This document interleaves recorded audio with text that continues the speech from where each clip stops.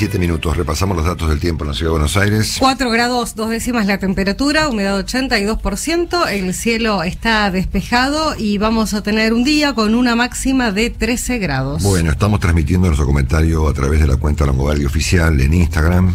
Ustedes lo pueden ver ahora en vivo o lo pueden ver más tarde si así lo desean. Le agradecemos muchísimo a toda la gente de redes de la radio, de CNN Radio, a Betiana y compañía, que nos prestan una asistencia indispensable en este momento de complicaciones para conectarnos a través de Instagram. Estamos encantados con ellos. Bueno, dicho esto, les hago primero un repaso del estado de cosas del mundo y vamos a mirar un poquito después el estado de cosas del presidente Fernández, siendo que todo el mundo sabe lo que está ocurriendo. Y con eso me refiero a la señora de Kirchner, me refiero a los gobernadores del peronismo, me refiero a la oposición en sus diversas versiones, y por lo tanto a mí personalmente me llama la atención que, siendo que todo el mundo sabe lo que está pasando, nadie tome una iniciativa, ¿no es cierto? Ustedes me dirán, bueno, pues no hay líderes. Bueno, justamente, ¿no es cierto? Un líder es aquella persona que se hace cargo, que asume un rol en un momento histórico determinado, y creo que eso es algo que debiera ocurrir en las próximas horas, pero bueno, lo vamos a ver enseguida. Recordamos que ayer habíamos comentado que el presidente Putin había dicho que el 1 de julio próximo el Donbass debía ser parte del territorio ruso, ¿no es cierto? Y ayer agravó el cuadro de cosas planteando que el envío de estos misiles, de estas armas, cohetes, sí. Perdón, misiles. Juan. No, cohetes, misiles. Los cohetes, sí. Que resolvió enviar el presidente Biden componían una confrontación directa, a juicio de Moscú, entre Rusia y los Estados Unidos. Quiere decir que estamos viendo todos los días de la vida, que lo vemos con Juan y con diversos comentarios entrevistados, cómo las cosas se van agravando día a día en vez de ir resolviéndose día a día. Los misiles se llaman HIMARS, y la explicación sobre este asunto lo ofreció el propio presidente Biden en un artículo publicado ayer por el New York Times, donde él plantea cuáles son los propósitos de Estados Unidos en su defensa de Ucrania. No queremos una guerra y no buscamos derrocar a Putin, dijo el presidente norteamericano en su columna firmada por él en New York Times, sino defender a Ucrania, para hacerla simple. Esta mañana el mejor periodista del mundo, que se llama Thomas Friedman, ofrece, él escribe también en el New York Times y lo reproduce aquí por suerte en la Argentina, el diario de la Nación, ofrece una extraordinaria explicación de lo que él está viendo, Juan, en Europa. Él lo que sostiene en su artículo, que esta es una guerra europea, que él se equivocó cuando pensó que Putin solo iba a invadir Ucrania, y que lo que está viendo ahora en territorio europeo, dijo que esto podría ser el mayor acto de locura bélica en Europa desde que Adolf Hitler invadió Rusia en 1941. Así que nada, si pueden leerlo, porque es realmente yo no puedo leer entero ahora, obviamente por razones de tiempo, pero el trabajo de Friedman en este tema siempre es muy esclarecedor. Así que bueno, tenemos a Rusia amenazando a Estados Unidos, a Friedman describiendo que la guerra ya tiene un tono más europeo que ucraniano, y al presidente Biden enviando sistemas HIMARS muy potentes para que los ucranianos puedan defenderse de lo que el propio Friedman describe esta mañana, que es una cacería, ¿no?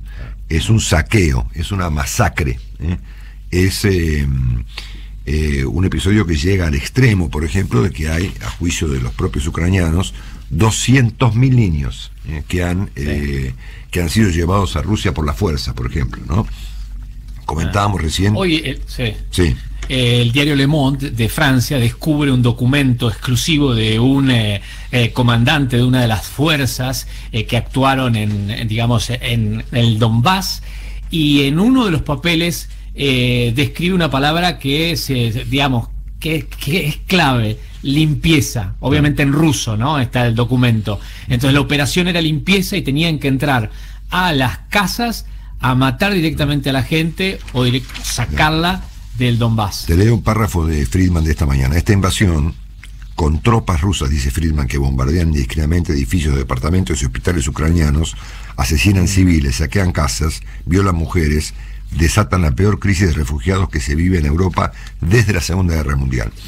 Es vista cada vez más como un refrito del siglo XXI, del sangriento ataque de Hitler contra toda Europa, que se inició en septiembre del 39 con la invasión alemana a Polonia, y yo le pondría a Friedman algo más, ¿no? Es decir, la erró por un año, creo que empezó un año antes con la invasión a los Sudetes en Checoslovaquia. Exactamente la misma historia, con los mismos argumentos.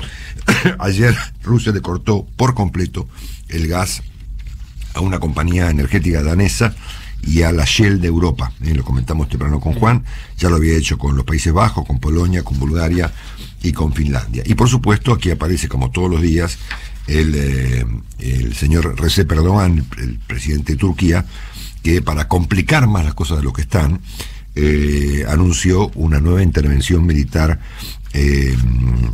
turca en Siria. Yo presumo que para seguir combatiendo a los kurdos.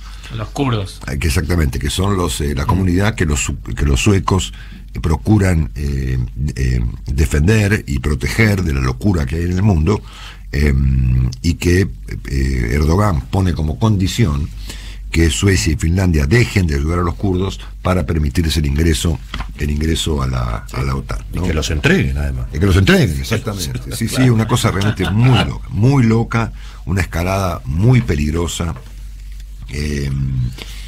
abrumadora, diría yo, ¿no? Sigue siendo a pesar de los temas argentinos, el principal tema que hoy tiene el mundo. Dinamarca. Tremendo lo que contó Juan temprano de Grecia. Sí, dale Juan, repetilo. Hay una discusión sobre, le pedimos disculpas a la gente de Instagram que no escucha lo que yo digo, pero claro, exactamente. Claro, hay una discusión obviamente entre Grecia y ahora Turquía, porque las islas del Egeo están en discusión. Grecia quiere resguardarlas y Turquía dijo, si envían fuerzas militares, voy a enviar también fuerzas militares. Que Turquía quiere mandar fuerzas militares a las islas griegas. Bueno, Dinamarca, a través de un referéndum y luego de una negociación política muy importante que también lo contó Juan temprano, se ha integrado a la política de defensa europea en un episodio absolutamente histórico, y al mismo tiempo, y eso, Juan lo contó muy bien temprano, requirió de una negociación política entre partes contrapuestas, ¿no? Y eso es un líder político, en este caso es una mujer, ¿no? El referéndum salió 70-30, además, a favor de la OTAN, ¿no? Exactamente. Y Alemania ha prometido enviarle a los ucranianos un sistema antiaéreo capaz de proteger una ciudad entera, por ejemplo, de los ataques rusos. Un poco tarde se acordó Alemania, porque ya las ciudades ucranianas están totalmente destruidas, pero bueno, más vale tarde que nunca. En cuanto al resto de los temas internacionales, saben ustedes que hubo elecciones en Colombia la semana pasada, que hay una segunda vuelta que va a ocurrir entre el dirigente de izquierda Gustavo Petro y el personaje llamado Rodolfo Hernández, que obtuvo, Petro 40, Hernández 30, como ocurre en las segundas vueltas por general. Se supone que el segundo puede sumar al resto de las partes y ganar. Eso es lo que están mostrando las encuestas, que han sido muchas. De hecho, CNN mismo ofreció una ayer en su portal, que está mostrando con diversos niveles, no importa los datos, que enviarían, digamos, a este tan pintoresco y curioso personaje a la presidencia de Colombia. Ustedes recuerdan, saben que ayer hubo otra vez un tiroteo en Estados Unidos, en un hospital en la ciudad de Tulsa, en el estado de Oklahoma, con 4 o 5 muertos y varios heridos, ¿no? Y hay un debate que presentó ayer muy interesante, el New York Times, en un artículo firmado por una señora que se llama Elizabeth Williamson, a quien no tengo el gusto de haber leído antes, que plantea qué ocurriría si comienzan a difundirse las fotografías de los colegios en donde va un tipo y mata a 20 chicos, ¿no? Yo recuerdo el caso de, y me pareció un ejemplo muy genial, de este chiquito, ¿se acuerdan de Ireland? Claro, sí, aquel chiquito que apareció en las costas de Turquía, que era justamente un chiquito sirio, kurdo, Exactamente, que tenía 3 años y apareció muerto en una playa de Turquía, en septiembre del 2015, una imagen imborrable, claro, que conmovió al mundo y alertó sobre la situación de los kurdos y de los sirios que estaban siendo bombardeados por el señor al-Assad, ¿no es cierto? Y recuerda también, o cita también el caso de lo que hemos visto últimamente en marzo pasado en Irpin, en Ucrania, con las pilas de cadáveres y de tumbas y demás. Entonces lo que ella plantea es una discusión que debe darse respecto de si se deben difundir o no las imágenes de la violencia en Estados Unidos para concientizar a los norteamericanos en general de las cosas que pasan en los colegios, ¿no es cierto? Así que bueno, nada, me pareció muy interesante compartirlo con ustedes. Bueno, nos metemos en la vida argentina. Willy ya habló bastante de economía. Algunos economistas están advirtiendo, Willy, que los precios están subiendo, como siempre, pero cada vez más rápido. Claro. Esto lo cuenta hoy Francisco Juenguen en La Nación. Y es muy interesante el fenómeno. Una cosa es el aumento y otra es la velocidad, la aceleración, ¿no? Claro. Entonces son dos fenómenos que se van superponiendo. Los aumentos, que todos conocemos, y el hecho de que cada vez las cosas suben efectivamente más rápido. Ayer, en la reunión de gabinete a la que no asiste el presidente Fernández, el ministro Guzmán le pidió al gabinete, digamos, mayor compromiso con la defensa de su gestión y de la lucha contra la inflación, que por el momento obviamente no presenta mayores resultados, pero eso fue lo que pidió el ministro Guzmán. Defendete solo. Bueno, a propósito de esto, que vaya él a los medios. Claro, que vayan a los medios a defender. Si él no va. Bueno, ayer la diputada Cecilia Moró, que es una señora muy vinculada a la señora de Kirchner, dijo que Guzmán cumplió una etapa cuando se firmó el acuerdo con el fondo y que necesitamos, dijo Cecilia Moró, un ministro más humano. Ayer el sucesor del secretario de Comercio Roberto Feletti, se llama Guillermo Hang, empezó a hacer lo mismo que Feletti. Difícilmente obtenga resultados diferentes. El de Feletti le pidió a las compañías alimenticias que garanticen el abastecimiento. Bueno, hacer que empujar, ¿viste? Hay que hacer que empujar. Exactamente. Bueno, el Energas ayer, el ente que conduce el señor Federico Bernal, finalmente procuró acelerar los aumentos de tarifas en materia de energía, pero según cuenta La Nación de esta mañana, en el mismo dictamen dejó los motivos para que esos aumentos sean frenados en la justicia. Bueno, lo comentábamos, claro, el mismo gobierno que promueve los aumentos de tarifa, promueve las acciones de las asociaciones de consumidores para impedir los aumentos de tarifa. Exactamente. Bueno, hoy, digamos, si Thomas Friedman es el mejor periodista del mundo y escribe un artículo cuya lectura hoy es indispensable para entender lo que pasa en Rusia, el mejor periodista de Argentina, que se llama Carlos Pañi, escribe un artículo para entender exactamente lo que pasa en Argentina. Se llama "Se hunde el acuerdo con el fondo". Está publicado en la tapa de La Nación y es una descripción muy interesante de cómo está organizado hoy la política, de lo que está pasando con la justicia y el insólito organismo interprovincial que el presidente Fernández procura poner en marcha para liquidar a la Corte. Habla, por supuesto, del papel internacional del presidente Fernández y, por supuesto, pronostica que el acuerdo con el Fondo Monetario se hunde y que resta por saber cuál es el nivel de convulsión que traerá consigo el hundimiento del acuerdo con el Fondo. Dicho esto, les hago un repaso del estado de cosas del presidente Fernández esta mañana. El presidente ha confirmado ayer que va a asistir a la Cumbre de las Américas, lo llamó Biden, y veremos en qué condición asiste el presidente Fernández a esta cumbre. Si asiste como presidente de la República Argentina o asiste como abogado de Nicaragua, Cuba y Venezuela, y por lo tanto de Putin, ¿no es cierto? Esta mañana, y Willy recién me lo acaba de acercar, el cronista cuenta que Argentina ha ratificado, a través de acuerdos comerciales y económicos, su alianza con Rusia.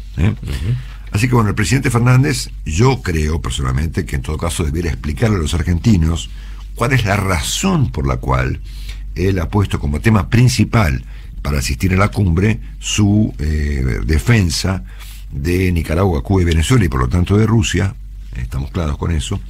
De hecho, de Rusia ya lo hizo efectivamente en Europa, en las narices de los ucranianos, pidiendo que el mundo levante los embargos sobre Rusia y que impida la llegada de armas a Ucrania.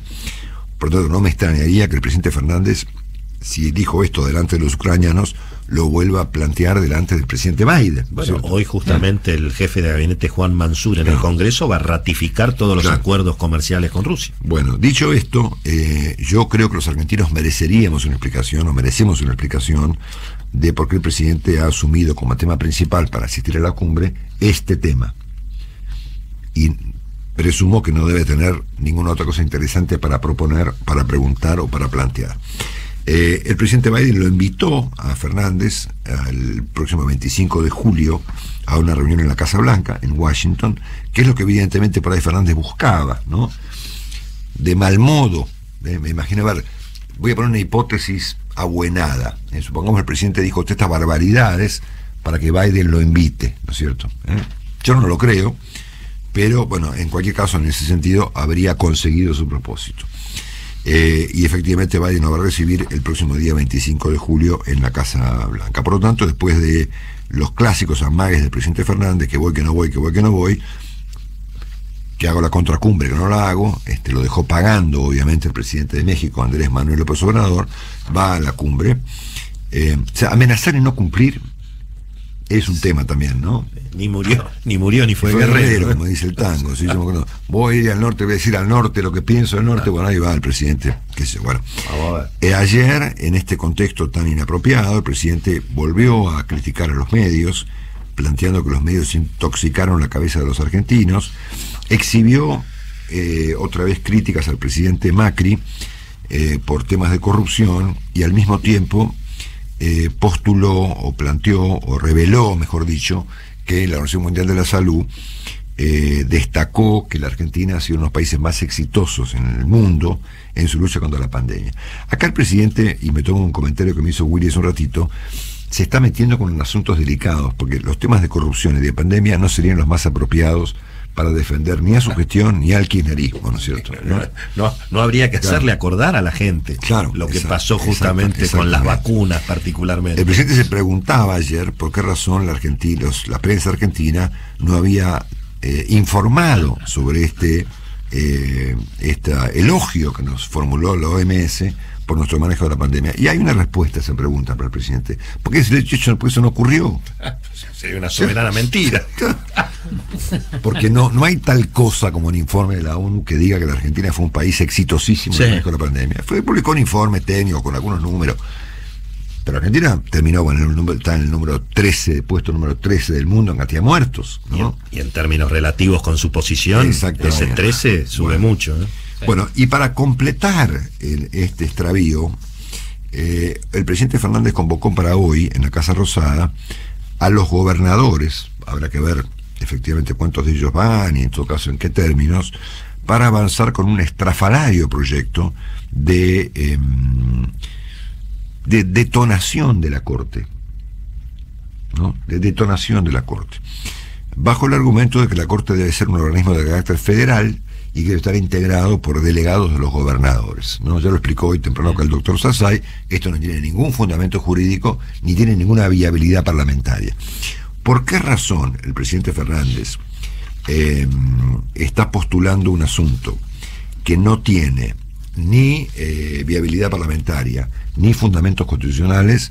Es lo que me hace acordar al juego de la piñata, es decir, una persona que está tratando de pegarle con un palo a una cosa para que ver si le emboca, ¿no es cierto? Ayer llegué a leer un trabajo muy ocurrente del doctor Maximiliano Rusconi, abogado de Julio De Vido, abogado de Diego Lagomarsino, planteando que ya lo había planteado Foucault, dice Maximiliano Rusconi: la acumulación de riqueza, el poder de las armas y la constitución del Poder Judicial en manos de unos pocos es un único proceso que se fortaleció en la alta Edad Media y alcanzó su madurez con la formación de la primera gran monarquía medieval en la segunda mitad del siglo XII, ¿no es cierto? que es un argumento que podría esgrimir el presidente Fernández, es decir, que la justicia, no solamente la idea republicana es una idea anacrónica, según Cristina, sino que la conformación de la justicia tal como la conocemos es una idea aún más anacrónica, porque fue concebida, según el doctor Rusconi, a mediados del siglo XII. Es decir, si la república es una creación de Montesquieu del siglo XVIII, o sea, que vino a corregir los problemas del siglo XII. Pues la justicia argentina es una creación de la segunda mitad del siglo XII directamente, de gente que ha mezclado la riqueza, el poder y las armas, que vendría a ser, a juicio del doctor Rusconi, el caso argentino, y que por lo tanto, dice en su artículo de ayer, publicado por el portal Infobae, la justicia debe ser democratizada para quitarle estos aspectos constituidos en el siglo II.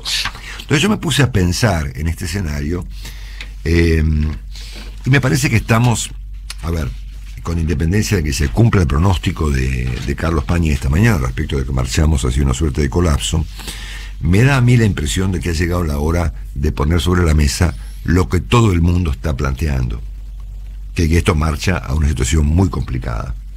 Es más, si miramos el tema de la inflación y lo juzgamos como una política para licuar los niveles de gasto y de deuda en pesos, bueno, estaremos vistiendo un santo y desvistiendo otro mucho más complicado, que es que la falta de moneda y la inflación están terminando de erosionar al poder político de la Argentina en su conjunto y del presidente en particular. O sea, un presidente sin moneda no tiene poder. Claro. ¿Entendés? Claro. O sea, el primer elemento de conciencia del poder es la moneda, señor. Si no tiene moneda, no tiene poder. No hay forma, ¿no es cierto? Entonces, a mí me parece que es un momento para que los líderes políticos asuman un rol, ¿no es cierto? Ustedes dirán, bueno, ¿y cuáles son los líderes políticos? Que no hay, ¿no es cierto? Bueno, justamente, los líderes políticos son los tipos que asumen un papel en un determinado momento. ¿Era Zelensky un líder político? No, era un actor de telenovela, ¿no es cierto? Mirá qué pedazo de líder político, ¿no es cierto?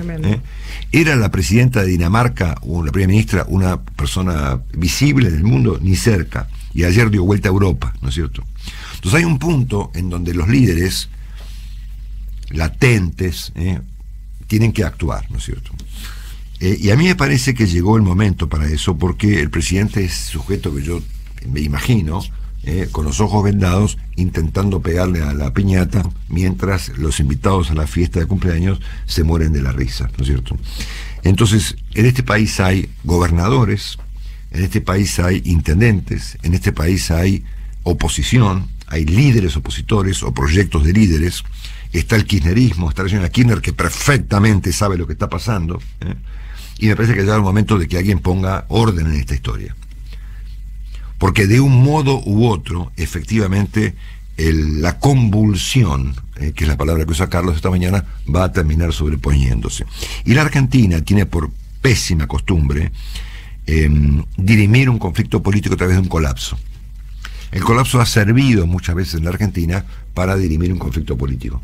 De hecho, eso fue lo que ocurrió en el año 2001. Claro, y en el año 75. Claro, si miramos el 2001 desde una perspectiva estrictamente política y no financiera, el 2001 fue eso, fue un modo que encontró la política argentina para dirimir un conflicto político de un personaje parecido al actual, que no había llegado siquiera a los niveles de impopularidad y falta de credibilidad que alcanzó el presidente Alberto Fernández.